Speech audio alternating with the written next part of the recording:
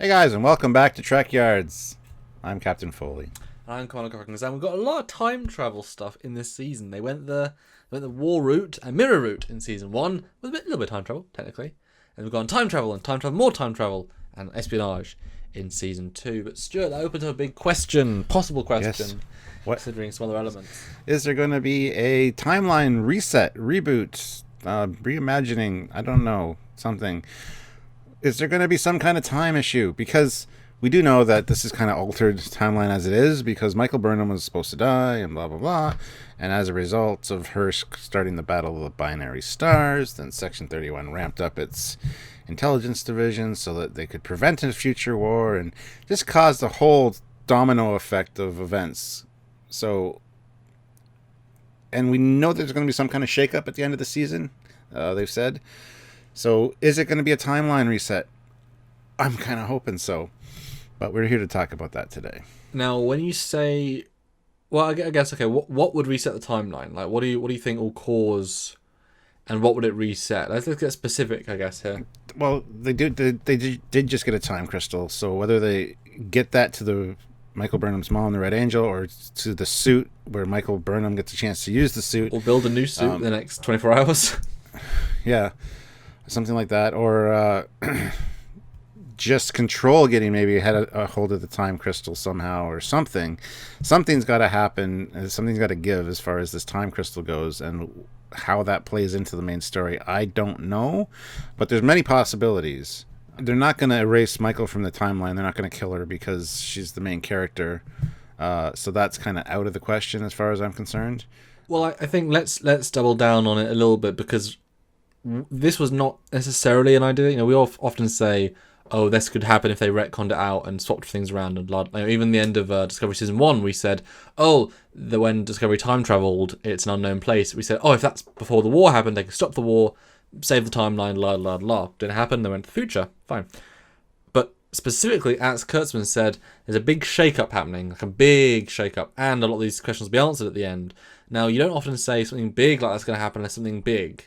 And just Section 31 getting blowed up because Control gets destroyed, it's not a big shake-up. You know, that implies something big. And like you say, there is now a time crystal, although raw, unrefined, whatever that means, time crystal in play. That has to be something important. Otherwise, what was the point? The way they've presented the show, giving Michael Burnham's mum the Red Angel suit, something created 20 years ago by Section 31, and again, the things that she has been hugely responsible for. You know, it said that Control becomes sentient, although kind of sentient now, not far off, so I guess it kind of jumped the evolutionary scale a little bit. Anyway, because it finds the sphere data in the future, not the present. So already the timeline's been changed, and you know, the threat of the Control is a big thing. And what if, just like, spoilers, Infinity War, Thanos kind of wins. Big spoiler there. Hope you've seen Infinity War there, Stuart. Yeah. Half the audience just died. Great, thanks, man. No. Just like that, I mean, what if Control was to win in the next episode and just win? And then we have to then undo it. Because as we said before, and this was interesting that the Control said last episode, because of the intrusion of the Klingon War, which is Michael Burnham's repercussion of her acts, not, you know, it's a whole thing, but if she wasn't involved, it wouldn't have happened. There's too many things that wouldn't have happened because Shinja just wouldn't have been there, all that jazz. That Control was created because of that. So all you have to do really is, if Michael Burnham's mum went back and saved herself and her family from not needing to take up the suit, then Michael Burnham wouldn't become bombed and all this stuff happen on Vulcan, wouldn't become Spock's brother, would be alive, so Michael Burnham's fine, she would still be in Starfleet, probably even higher up the ranks without that sort of thing. Family Section 31, so I'm sure, still sent to the best school, still got to the academy, all that stuff.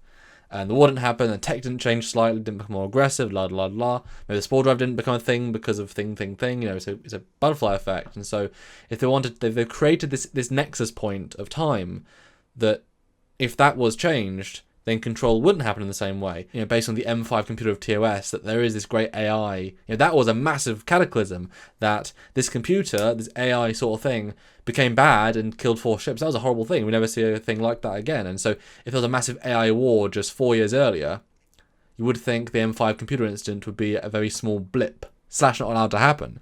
Having the reset button of just that point, the point that's been given to us, if they were to undo that moment, then you'd have this new Discovery verse where you could retcon a ton of things while still keeping a ton of things, and then have another fresh start for season 3. I absolutely love that, to be fair.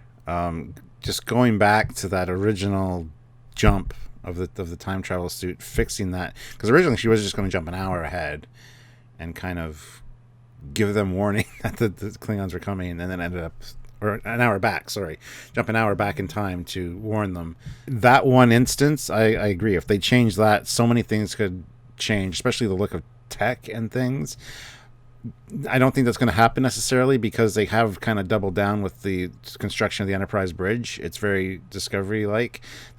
That probably cost a lot of money. They're not going to go build it for 2 episodes and then fix the timeline so that things look more TOS and have to redesign it. That's kind of squashing their own vision. I don't think they would do that necessarily. I mean, the tech could look similar, and that's not an issue, but I do like the fact that, yeah, if Michael Burnham's parents didn't die, she wasn't raised by Sarek, she could still enter Starfleet, still be a Starfleet officer, still the show revolve around her, but have a totally different backstory and just new stuff for season 3. And one of the number one complaints of her as a character is her again, season 1 is where most of the problems lie. Her wooden acting, her small range. Season 2 is a lot more, and everything's just better in season 2. So if you took away her Vulcan suppressed feeling upbringing, how interesting would the character be? It'd be a whole new Lisa life, and having met the actress and she was so smiley, it'd be lovely to see her be able to actually express that. And I wouldn't even mind, honestly, if they reset it and then, she wasn't on the Shinjo, but she had a different command path, and then by this point she becomes captain. She's captain in season 3. Yeah, this new version of her, this alternate version of her, same lady at the core, same sort of quality person, but and in terms of visuals, you could probably happily say that, maybe Michael Burnham's mum, if time suit never worked, say we take away that situation, maybe she was responsible for certain tech lines and her not being around when a different designer took place.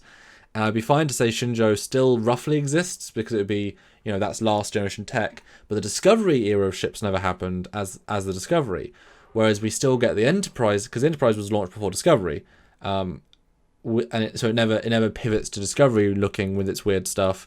And so you have, now the designers are much more sticking to what the Trek timeline looks and feels like, with a D7, and the Enterprise bridge certainly is a lot closer, a lot closer, what it should be, rather than throwing the rulebook out the window and starting fresh. You're saying, well, here's our baseline, let's just visually update it to the modern time without actually ruining what it meant to be the original thing. And so if that is the hint of, well, this is what we're going to going forward, it's just a gentle visual update.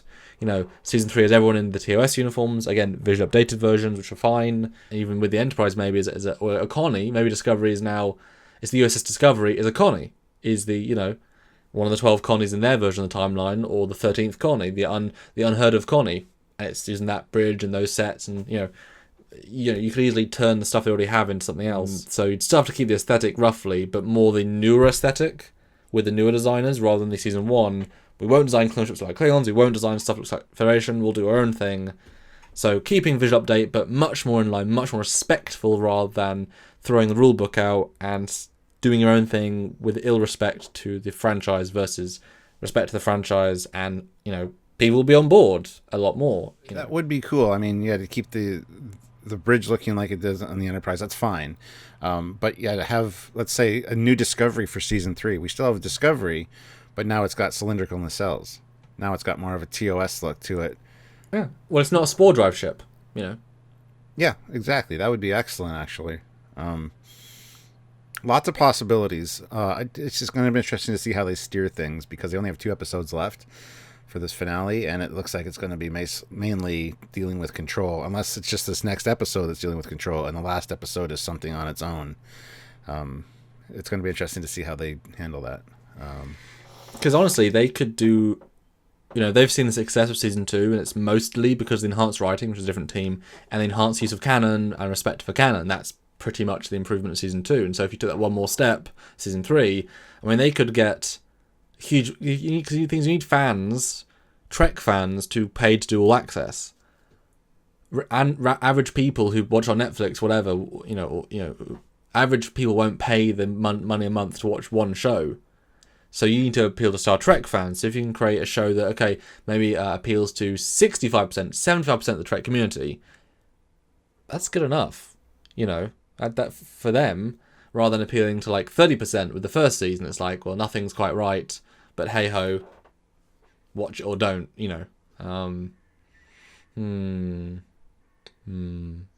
It's just summary. We're not putting that out of our arse. He said there's a big shake-up. There is time travel. There's lots of time travel. There's Calypso. There's all these multiple things. We know that Mama Burnham's changed the universe a ton of times. They've given themselves the out. They're smart enough to see the out and use the out that they've given themselves.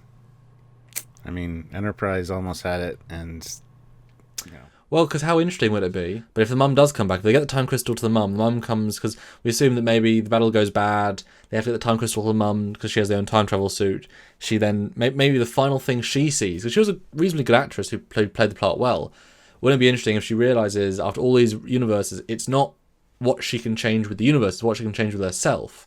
She has to go back and kill herself before she can build the suit.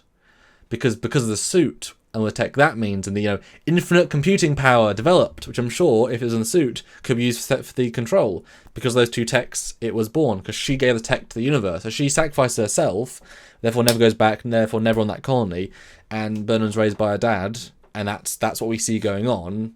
And I mean, how nice a little cyclical time loop thing, because like I said, without that point in time, nothing else happens. Sad, real sad, but.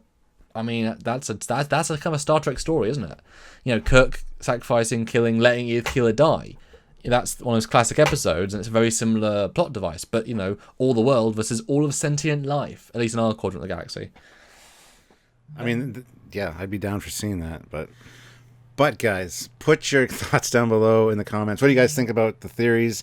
Do you have your own theories as to what this shake up at the end of the season is supposed to be that they've talked about, and the time travel implications therein? Very interesting. Yeah, as always, guys, subscribe to the channel, like the video, click the notification icon, do all that cool stuff.